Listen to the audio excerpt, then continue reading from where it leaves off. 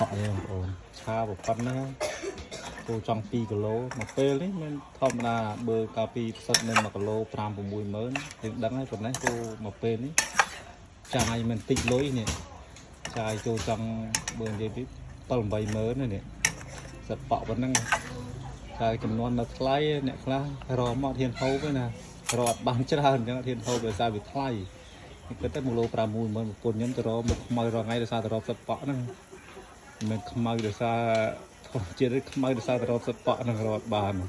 trăng rồi trong về há cái đào rồi một viên trôn đừng lộn dây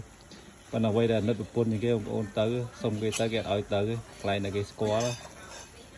mấy thằng nhận tới nhận score như bom ôn chứ rồi sập bọ nó kìm nghi hai dân tới này cái tới sát như cái cái gì tới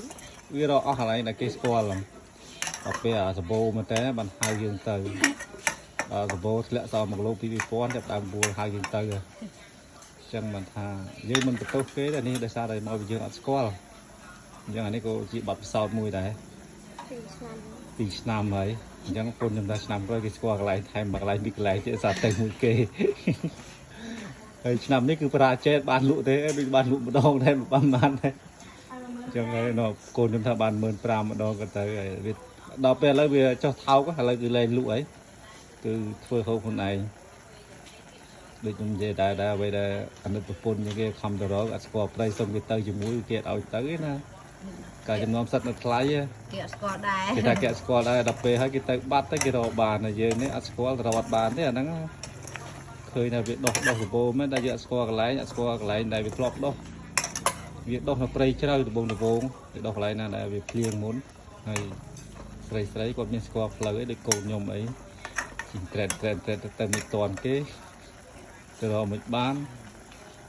ហើយហ្នឹងហើយវីដេអូនេះមានប៉ុណ្ណឹងគាត់ថាមកពេលនេះមិនមែនធម្មតាទេមួយឆ្នាំទេបងប្អូនដឹងទឹកបក់បើឥឡូវធ្លាក់តាម1 គីឡូម៉ា10000ជាង20000អូ1 គីឡូ20000អញ្ចឹងប៉ុណ្ណេះក៏ចាយលុយមិនតិចទេទឹកបក់នេះបើសិនជាលក់បានលុយច្រើនណាស់ហ្នឹងហើយបាយអរគុណច្រើនបងប្អូនយើមើលឆ្នាំក្រោយពីណាស្គាល់នេះមុខពុនខ្ញុំនេះបើស្គាល់កន្លែងនេះរកផងហៅគេផងឬចង់ទៅរកណានិយាយទៅ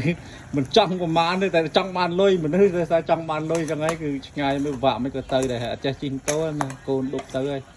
ហើយមួយទឹកចង់ទៅរកតែមួយថ្ងៃសុំគេទៅអត់បានទៅទៀតឬថ្ងៃអាទិត្យបានកូនទៅនេអត់បានទៅទៀតបើនិយាយទៅអាណិតខ្លោចសិតមកបងប្អូនសិតហ្នឹងជាប់អត់សិតហ្នឹងឥឡូវជំរាបលាម្ដងទៀតបានហើយប៉ុណ្ណឹង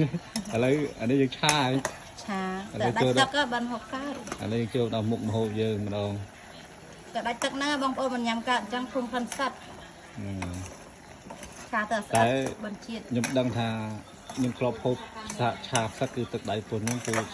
ឆាឆ្ងាញ់អានេះនិយាយការផ្សិត